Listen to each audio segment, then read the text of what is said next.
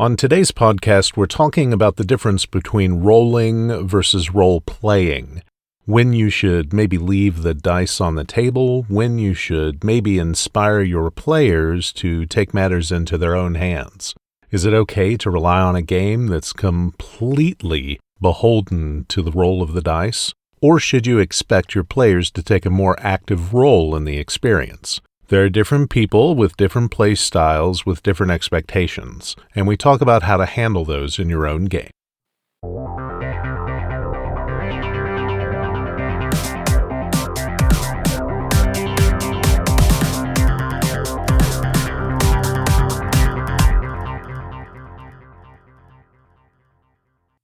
Welcome to our first episode of Game Mastery. To begin with, we'll tell you a little bit about ourselves and why we're doing this podcast. My name is Steve or Steven, and this is something that I've wanted to do for a while, and I'm going to act more as a moderator and the player perspective on this podcast as opposed to the two game masters who will be providing the majority of the high-level talk. I've been playing role-playing games for a very long time. And I love it. I love all kinds of role-playing games. I love science fiction games. I love fantasy games. It really doesn't matter. I really love the story, and I love the camaraderie that comes with a party that just kind of clicks and knows how to work together. I've built lifelong friendships because of role-playing. I have friends all over the country that I know because of gaming in some fashion or another. I know that many of you at one point in your life, gaming was the thing that helped you keep it together. And roleplay gaming, it's helped make me who I am. And it's something that I'm very glad that I'm able to pass on to my own children. And I hope that through this podcast, people can do a better job of mastering their own games and their own lives. Hi, I'm Mark Ballard. I've been playing for 20 years and GMing for all of that. I actually GM my very first D&D session. Most of my experience has been with D&D and Pathfinder, but I've definitely experimented around with a bunch of different games and read even more than I've played. I tend to be sort of an experimental GM.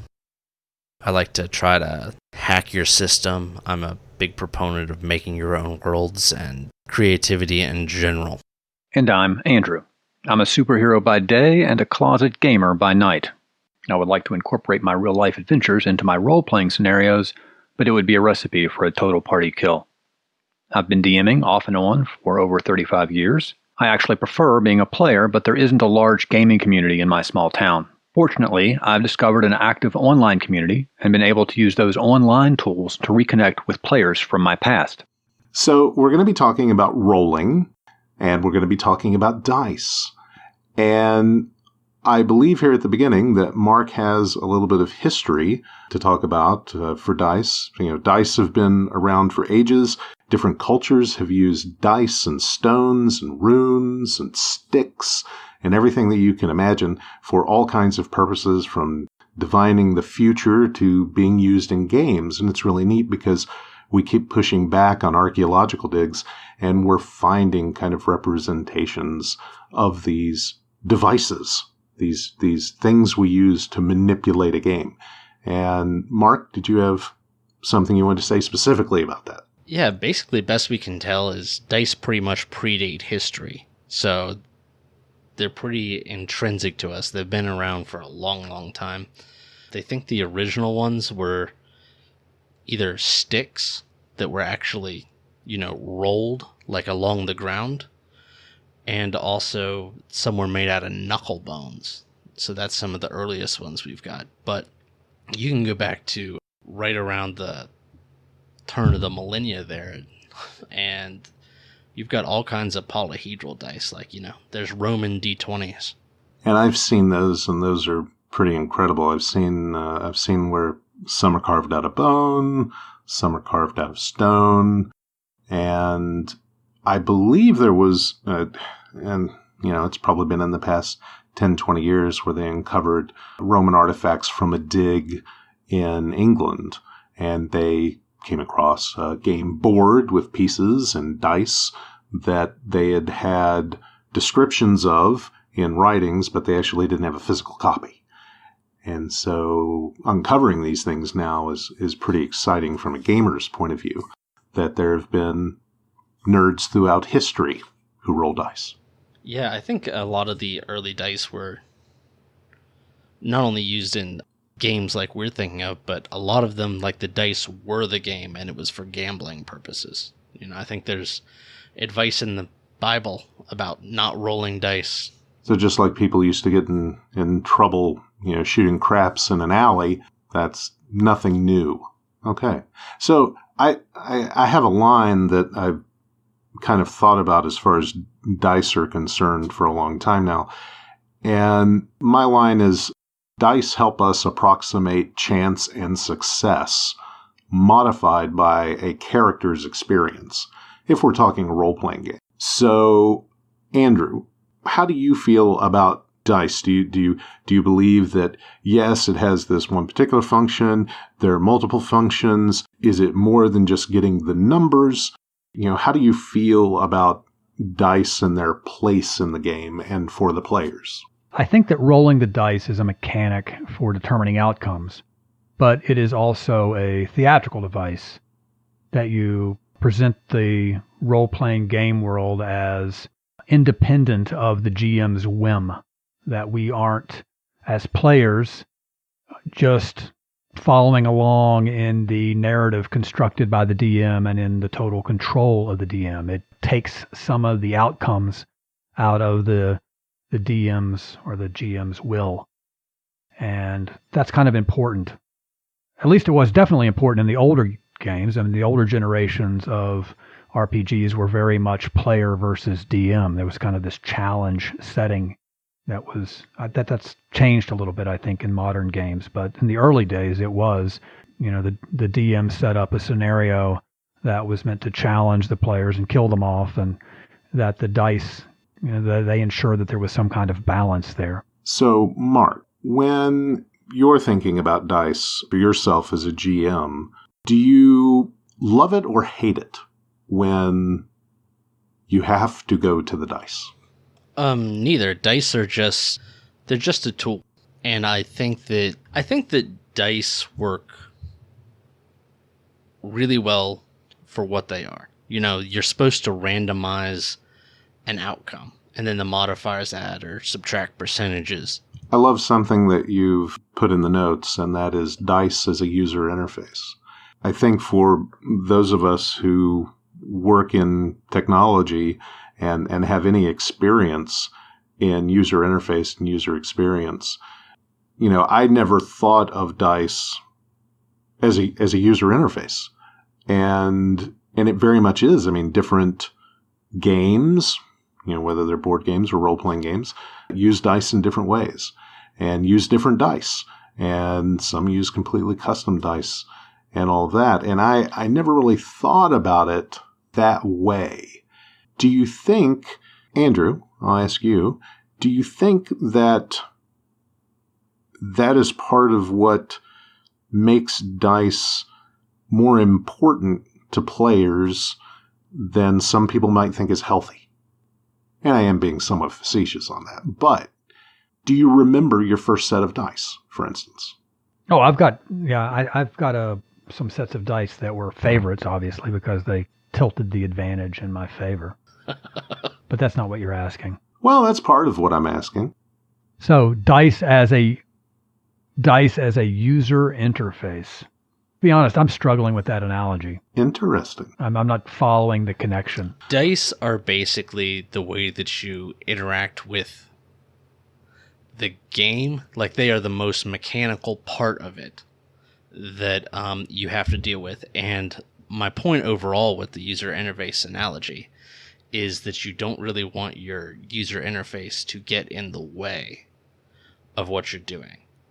So, I think that a lot of times GMs will have players roll the dice too much in unnecessary scenarios just to, I don't know, they think that that's like helping players interact with the game, which to an extent it is, but I think that it's important to minimize the user interface, to minimize the dice rolling whenever it isn't dramatic or important. And that's something that I know Andrew has mentioned before about the theatrical component. It's not just something basic. It adds your ability to roll and influence the game is important to your enjoyment of the game. And maybe I didn't word that exactly right, Andrew.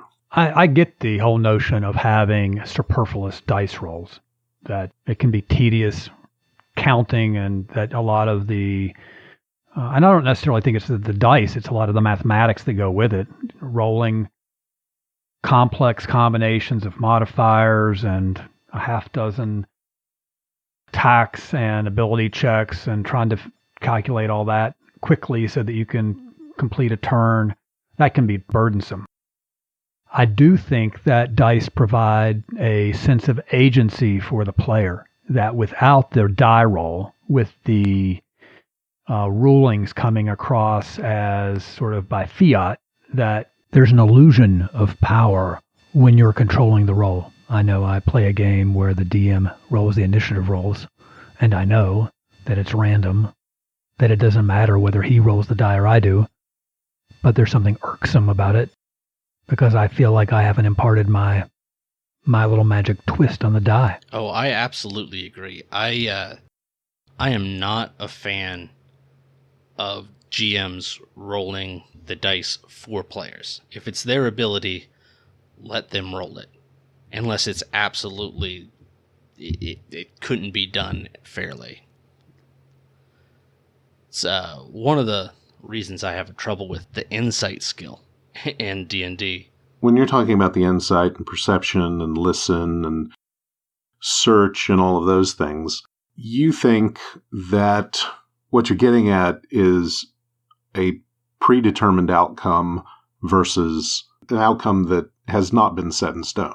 I'm saying that, in particular, with insight and a lot of social skills in games, that essentially those can be solved by actual roleplay.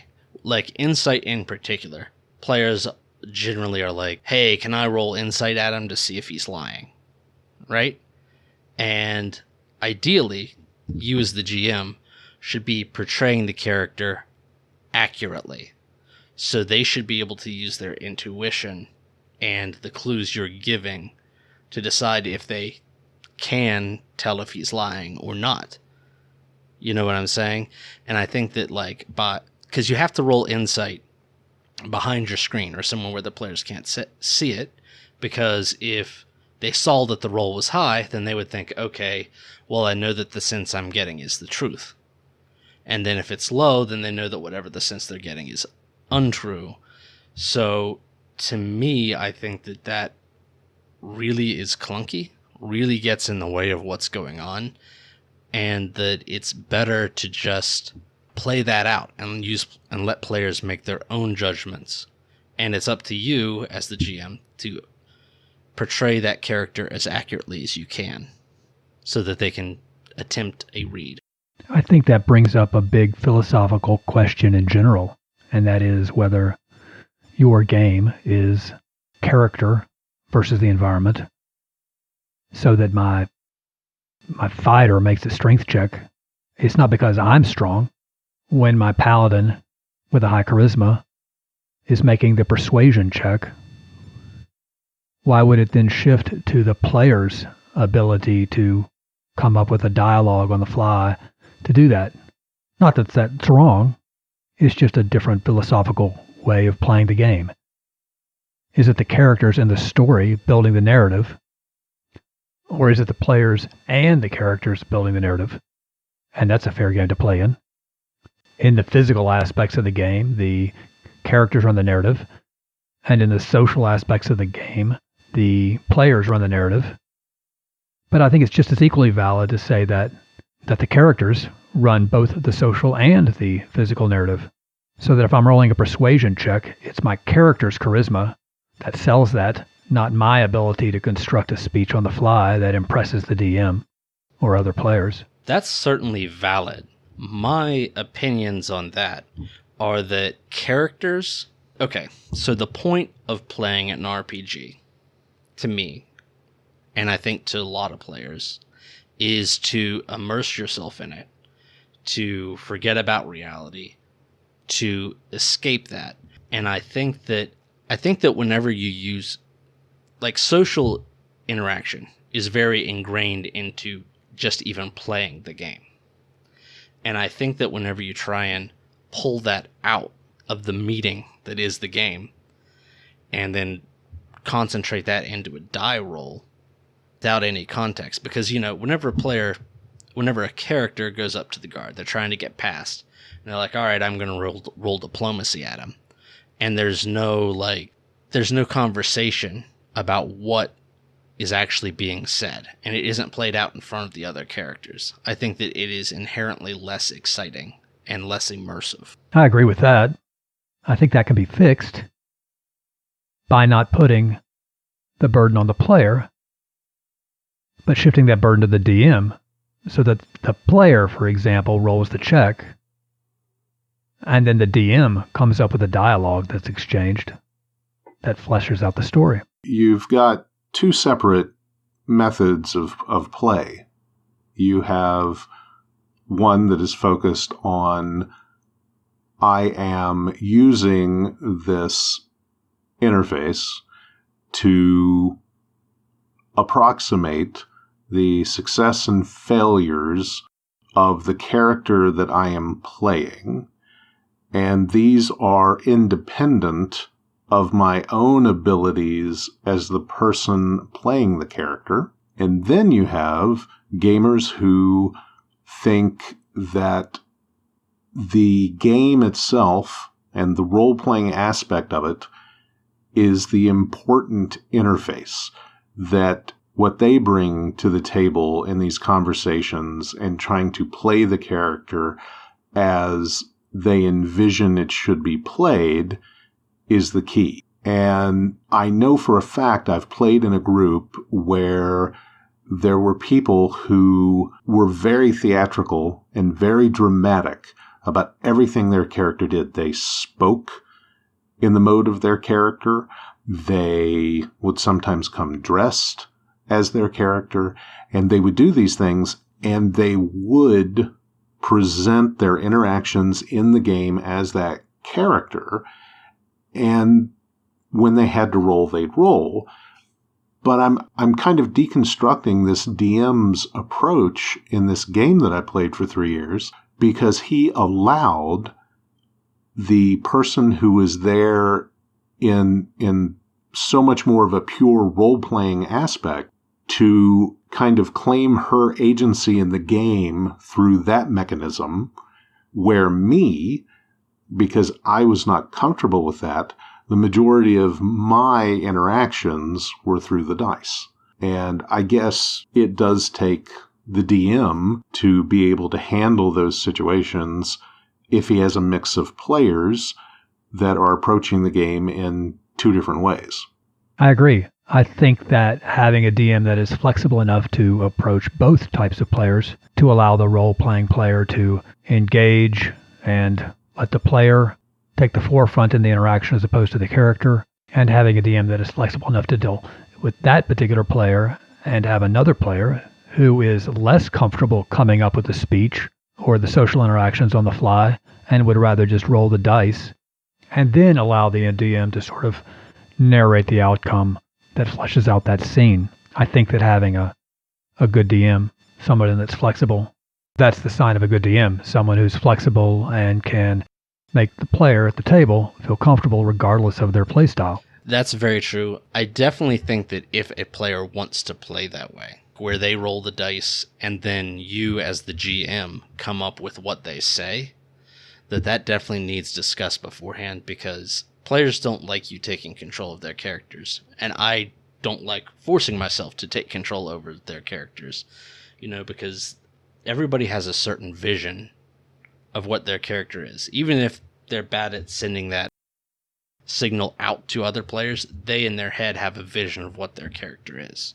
And to take agency away is a touchy thing sometimes. I agree with that. And I think it's not an either-or type of, there's no dichotomy between those two options. The play may want to roll the dice and inject a little bit of basic dialogue and have the DM fill in the rest. And it may be the social player pauses for a minute and thinks about what I need to say and take a minute to spin it. And you can imagine that it could be a collaborative effort at the table to figure out what the speech is going to be. I think that the way D&D is played now in 2020 is a lot different than it was 30 years ago, in the sense that there's much more emphasis on the overarching narrative. There's more character development beyond the ability scores, more story development. It's expected. It's not such a dungeon crawl kind of affair. There's a lot more political intrigue. And maybe it's just now that I'm older that I recognize that, and I didn't connect with it as well when I was younger. I'm not sure which it is. I mean, I do expect that, in the earliest times of D&D, it was significantly influenced by wargaming, and that was where it was coming from. So you're probably correct, but I think that your other explanation could also be true, where whenever you're younger, perhaps that isn't something you pick up on as much. The way I generally handle that, if I'm going to roll the dice, like in a social interaction, I only do that if I am unsure if I thought that argument would work. I will ask them to say roll diplomacy, or whatever it is, only if I personally am unsure. If their argument was very solid, then I just won't even include the dice in it. Their argument was good enough, that's fine. Likewise, if their argument was terrible and there's no way it'd ever work, I of course don't have them roll then either. So I use rolling the dice in social interaction. It's the absolute minimum that I can. I think that if the DM doesn't know or hasn't thought through the outcomes of a failure as well as the outcomes of a success, if one or the other is going to end the story or end that chapter prematurely, then the DM needs to figure out another way to resolve that situation other than roll the dice. Or at the least, the player needs to be aware of the risks, or the rewards for that matter, of engaging in that action. If the DM doesn't have an idea about what the consequences of a success or the consequences of a failure are, then they should probably not be rolling dice in that situation. Or if they are aware that the consequences for a failure or the consequences for a success are going to be game ending or character ending, that there needs to be more gravity put on whether, and not be that that's the exact time to roll the die, because you don't want to be the DM that kills off the character without giving them some last hope.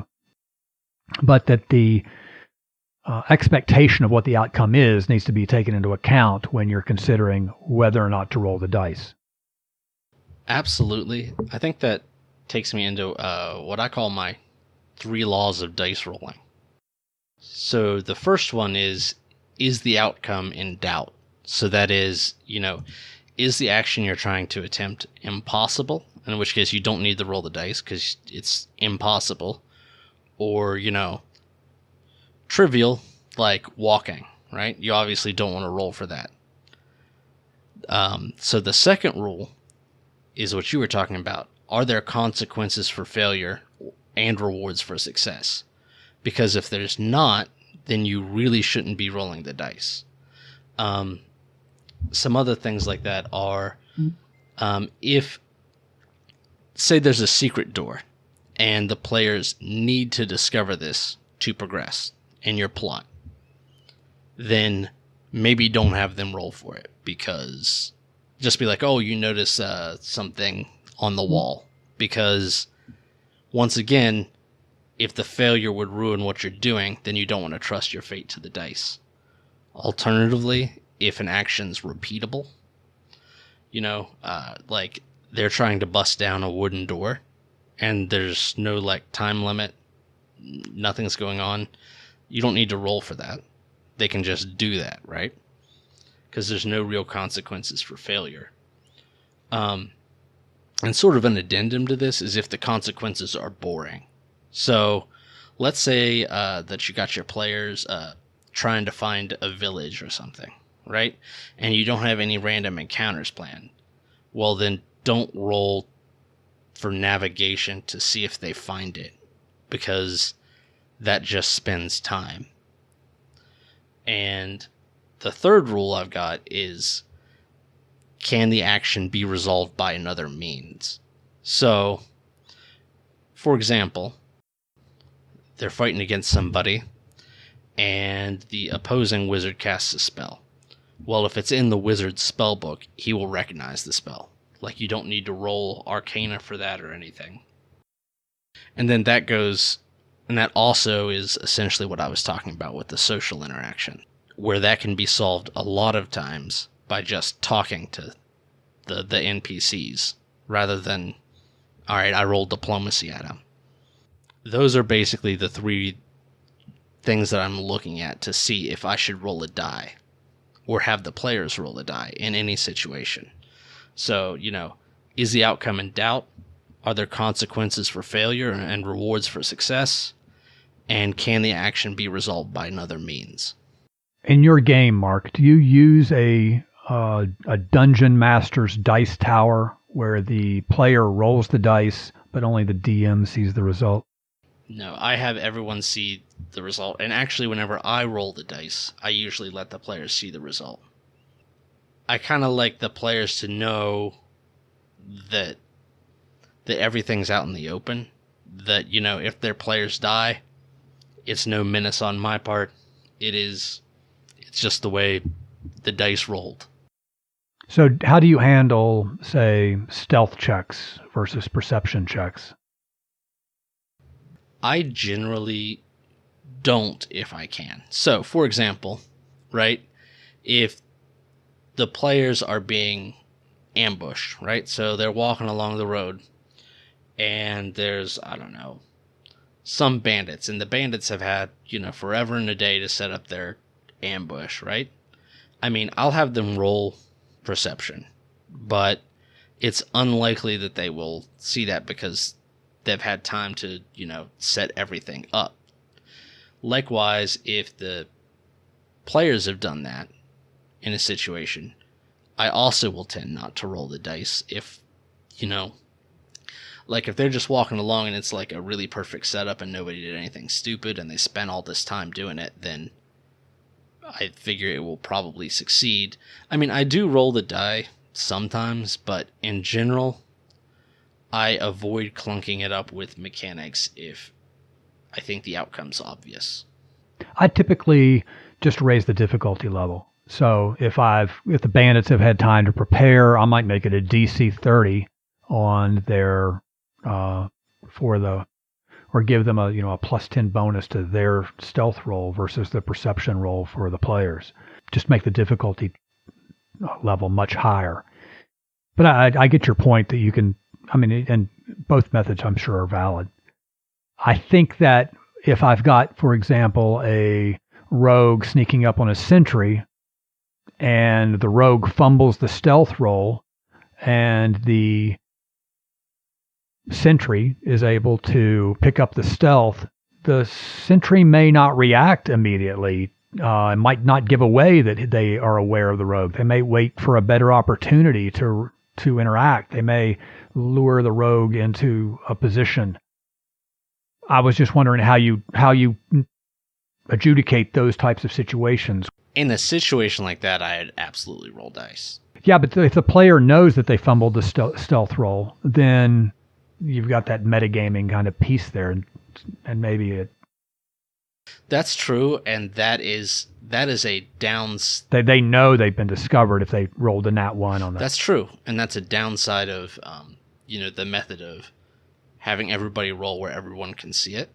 But I think that the rewards of that method outweigh what's lost in that. So yes, it's not entirely accurate. Yes, it allows players to metagame somewhat, but to me, I think by having it open for everybody to see, it allows other players to engage with that roll. Because whenever one player's rolling, generally nobody else is able to do anything at that point. The game isn't progressing outside of that roll.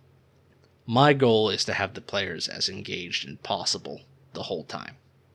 Yeah, and I don't have a universal all rolls are secret type of thing. I typically roll, have the players roll in a tower where the result is obscured only in instances where the character would not know wouldn't have immediate knowledge of the result. So if if you're picking a lock, you know whether it's locked or not. You just roll that.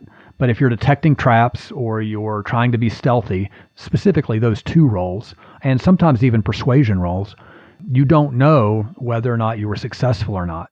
I may have overstated the universality of my rule there. Like, I do sometimes do that, but by and large, I do not. So I agree with you. There's definitely times for a little bit of GM secrecy for sure. I have some other areas that I think that where you should roll die, and they're much different than Mark's perspective, I think. And that is, I use dice as a theatrical aid. I push suspense. I'll have to create the illusion that there's danger afoot, or there's things going on that the characters aren't aware of. I'll have them randomly do perception checks or have them randomly do a stealth check, just because that I want to keep them guessing about the environment. I want them to be concerned about what's going on around them, even if I don't have an outcome for it. And because I have them do that in a tower and they don't know the result, that's an easy tool for me to use. I also think that it's good to roll the dice roll the dice when there is a decision that might have changed the plot, but as a DM it wasn't going to. And it gives the players the illusion that it's more of a sandbox than a railroad. I mean, Can you give me an example of of a situation like that? Yeah, so you might have had an adventure where they must encounter a particular NPC to sort of forward what you've prepared for the evening, maybe. And we've got limited times, and especially in a sandbox campaign where they're able to go anywhere. It might be that you need to temporarily railroad them just to get through that one session, maybe because of lack of preparation on your part. But there are a lot of different reasons why you might do that. And the players choose to go in a particular area, or I might have them roll the die to determine whether or not an NPC is going to give them information, knowing that the NPC is going to give them the information, so that it doesn't appear that it was sort of pushed on them, that they were fortunate enough to glean it. I can see that, yeah. I don't know that I would interrupt that with a die roll necessarily. I would play it by how the conversation with the players went, but I would be sure to get it in there, obviously, if it was important for the plot. I've got a world created. I need them to be somewhere. They go somewhere else. I just rearrange the world on the fly and put what I need them to see in front of them. Oh yeah. Just plop the key NPC right there. So we're talking about this on a high level from a wealth of experience with one or more systems and the mechanics involved. So when people are starting out as a GM, do you think that there are maybe 2-3 things max that each of you would consider that would be real, solid tenets to kind of go by when people are trying to make the decision between rolling versus role-playing? And that may be a poor way to construct this question for you, but I know that when we were talking earlier about how D&D used to be. So D&D used to be you rolled a character, and it had stats, and it had abilities, it had spells maybe, it had equipment. And it was, as I had discussed before with others, it's an imprint. It used to be an imprint. It used to be like, this is kind of my little avatar. And over time, an emphasis in especially Dungeons and Dragons has shifted so that you have all of these little connections. You have all these little tertiary things that you can branch off and pull in for your character to enrich it and make it more alive and more representative of usually something that's a little different than you are. So when you have a DM who's starting and they're starting a campaign and they've got people, coming together, I don't think they quite have the luxury that maybe we do. If we know people that we're bringing in, we've had experience with this person or that person, and we're building a campaign and we're inviting people, then we have an idea of how those people interact and play together and with our particular style to game master. But if we're talking about somebody who's, still starting out and still unsure and playing with people maybe they don't know, and especially right now because pandemic time and we're doing things remotely, what are the particular skills and considerations that you would suggest that, people think about when they're GMing with people, if they come across someone who's more role versus rolling and things like that? How do you adapt that for yourself to be an effective game master? That's sort of what I meant with my 3 laws, Is the outcome in doubt? Are there consequences for failure? And can you resolve that action by another means? Those are really the 3 things to think about when you're thinking about whether you should roll the dice or not in those situations. And I think that goes just as well for somebody starting out GMing as it does for somebody who's experienced. It's the same 3 things that you're going to be thinking about. Fair enough. Andrew? I think that as a DM, you need to be thinking about the big picture. You need to be thinking about the story that is, or the overall plot of the story that you're presenting to the characters. Who's the big baddie? What's the objective? How does all that play? And then are these die rolls interfering with that, with advancing toward that? Or has the die rolls changed what that is? Is the big baddie somebody else now? Or is the objective for the party different now?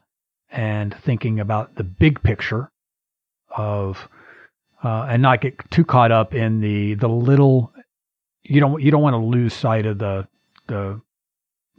forest for the trees, and getting caught up in the minutia of the die rolling can cause you to do that. Absolutely. The plot and, the way it's unfolding is way more important than when you roll a die. So this is sort of more of a lesser skill, more of a detail thing. But I do think it's important. But I agree with you absolutely that the most important thing is keeping everything on track, keeping the plot moving, making sure everybody's having fun. Having fun is the point of it, so. Yeah, it might be really important to that character at the moment, and it'd be inconsequential to the overarching storyline that, they get a particular, if you end up with a character that ends up with a +3 weapon at level 5, your game is messed up. You're done. It's just you're gonna have an imbalance in the party. So using a random die roll that's going to result in that would be absurd. You've got to think about how these decisions are going to result in the overarching story. You're going to have players do things that are high risk, and they're going to die from that. You've got to put it on their decision as the consequence, and giving them a high die roll, letting them know that if they attempt this, that this is what the outcome is going to have to be. This is where they're going to, instead of just leaving it up to, you did it and you're dead. They'll resent you for that, and that'll be bad. You need to explain what the consequences are going to be for that particular action. Give them a shot at it if that's what they're intent on doing, but let them manage their risk. Yeah, I think that using your narrative to let players know the risks that are involved in what they're doing, that's an important skill to learn. So that their players do know what's happening. Because I have definitely seen players just do something off the wall because they misunderstood the situation. And generally then, what you do is you'd say, are you sure you want to do this? It's like blah, blah, blah, blah, blah. Here's the situation. And then, if they still want to do it, you're like, all right, I guess you did understand. Go ahead and die. But, once again, that is letting the player manage that risk and be sure they know what they're doing. So, do you guys come across where you'll have a player who will absolutely try to jump in at every opportunity to roll for a result for something? Do you encounter that at all?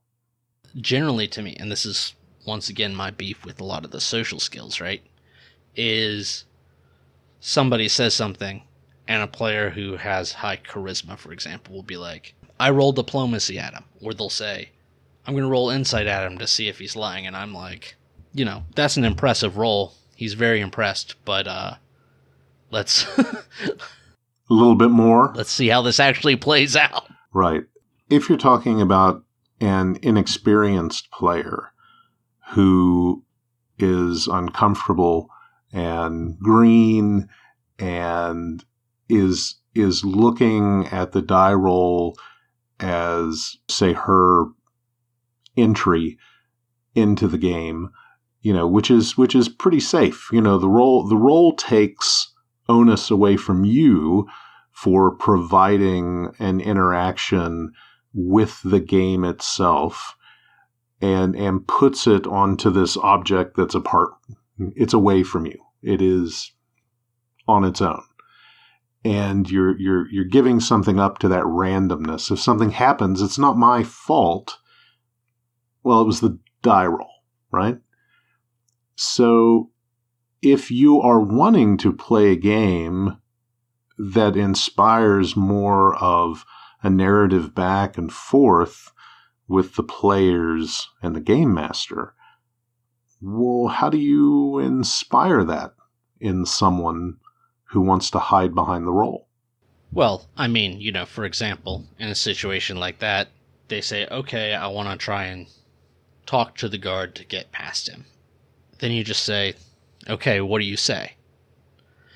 And, if it requires a die roll, it requires a die roll. But generally, right, I find that new players will describe what they want to do in general terms because they don't understand the mechanics, which is fine. And then you just say, you basically subtly say, okay, this is how the game's played. This is what you need to be doing. Just say what you say, and that's one of the things about being a player. That just comes with it as you sort of move along and get more and more experience. The comfort level of, talking at things. So you're reminding me of a problem that I had when I was growing up and playing with my friends. And that was when we started playing these games, I was the one who described what I wanted to do and what I wanted to try and effect for an outcome. And then that was shut down oftentimes by, well, roll. It's like, oh, well, I thought I was just, well, no, roll.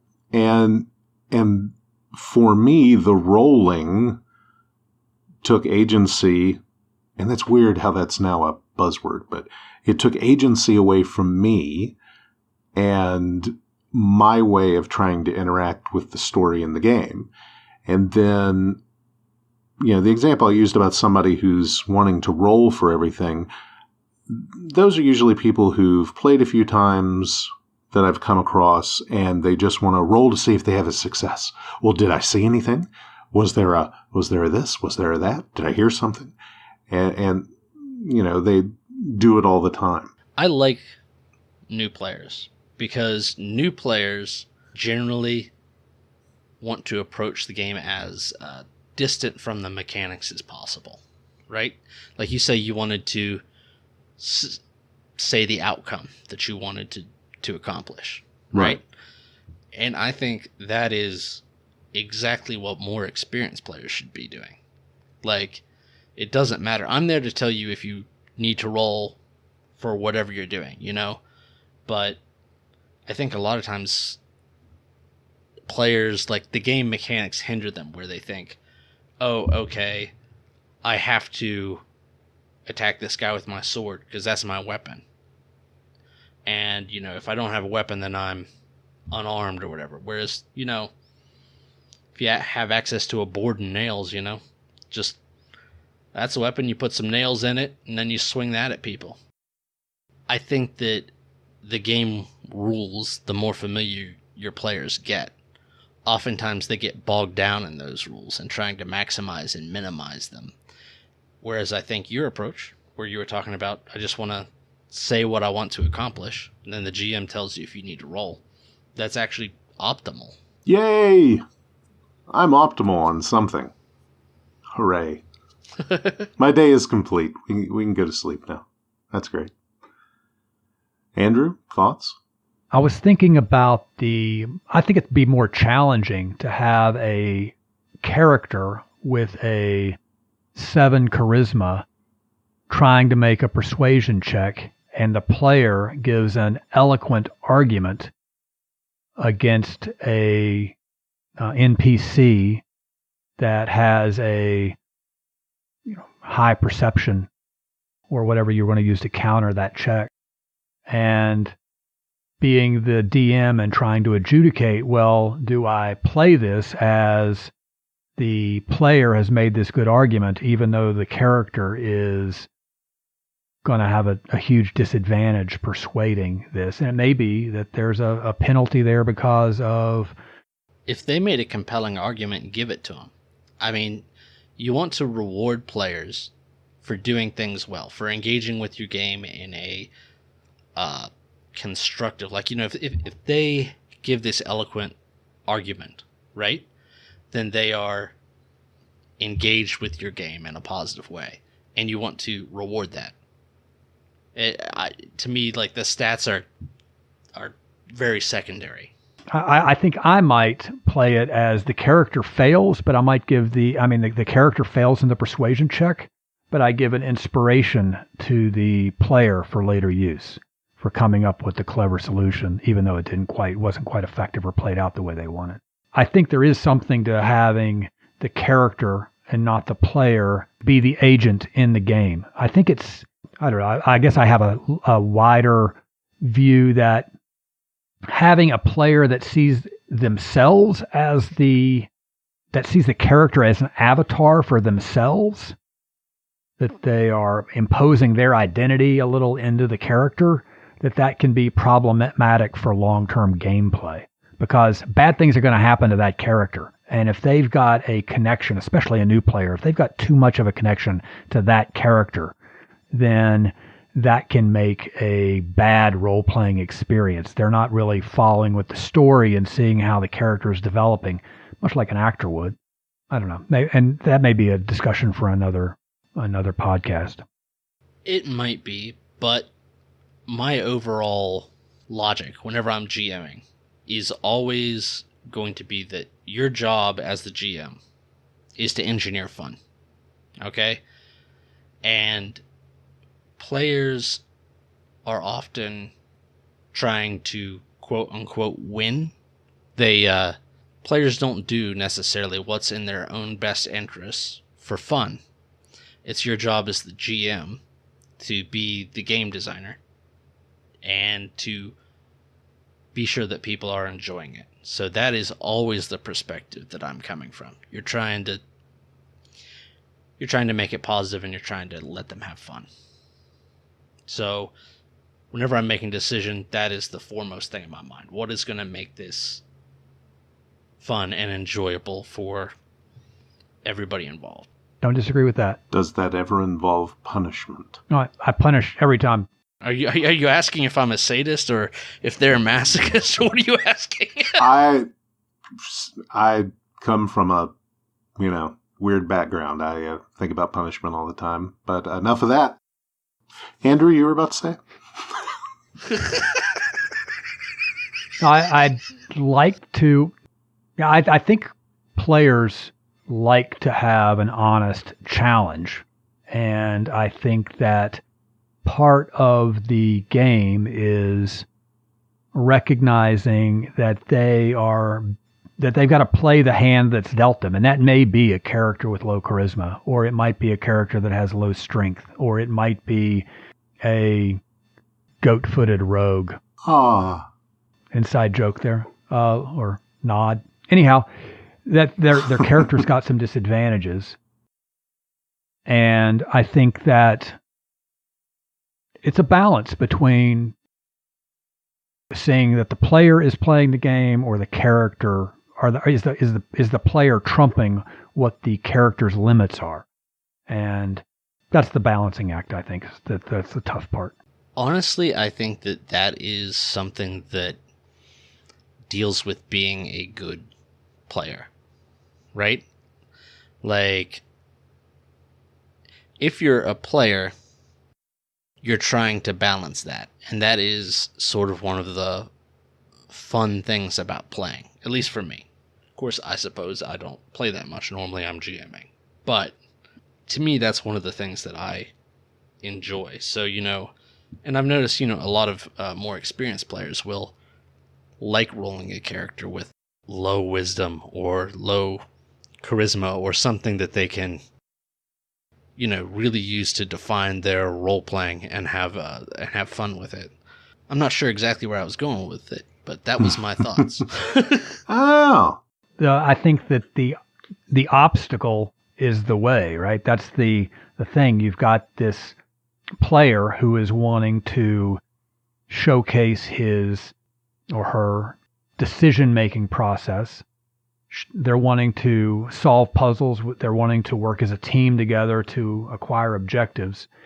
And if their stats are overblown or their gear's overblown, especially early in the game, it really steals the fun out of it. It's like getting a video game and beating it with the cheat codes in the first week or so, and then it's done. The challenge of the game is not there anymore. It's kind of lost its... Oh, absolutely. There needs to be a challenge, for sure. I think, especially for new players, reinforcing that, your character has limits. The challenge is to play this character the best he can be played, even with his challenges. And sometimes the role has to take some kind of influence of the player away from the character. Oh, absolutely. And I agree with that. I think that this only really comes up because there's this weird interaction between trying to put a gauge on social skills. I think that is problematic because then it becomes hard.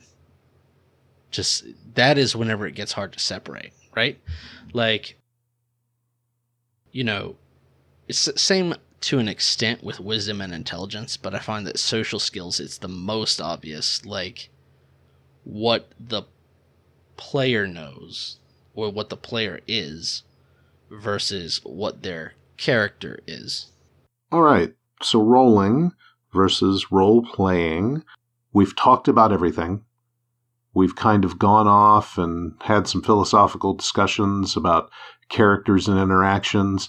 I actually like thinking about the character with the 7 charisma because so often bad GMs, they're not bad GMs, inexperienced GMs will allow people to do things like, well, there's a stone door that is bound by magic. Oh, you want to try and open it. Oh, okay, go ahead and roll. Oh, you rolled a 20. Critical success. Somehow the barred magical stone door that weighs 900 tons, you were able to open with your little gnome fingers. And there are people that do that kind of thing all the time, and they give too much power to the roll. And there's also the flip side of that, of giving too much power to the roll for a 1, where you have some DMs who will arbitrarily, without any kind of dialogue with the players make the result of a 1 so game-changing that, someone dies. And that person may not have had anything to do with that particular role. And Andrew is nodding. He understands this. And so, being able to say no and being able not to be a dick when you are game mastering, and to take into consideration that, yes, the players are there under your protection to play. You've got a pretty big role in providing people with a story, with a good time, and to be fair. Now, the environment may not be fair. The decisions that somebody makes may have dire consequences. But, as a DM, taking the die roll and making something on either end of the spectrum happen that is so beyond, the possibility of success or beyond the pale is something that inexperienced DMs need to be aware of and to step back from, in my opinion. Just a side thought. Complete agreement on that. Yeah. I think those were good closing remarks.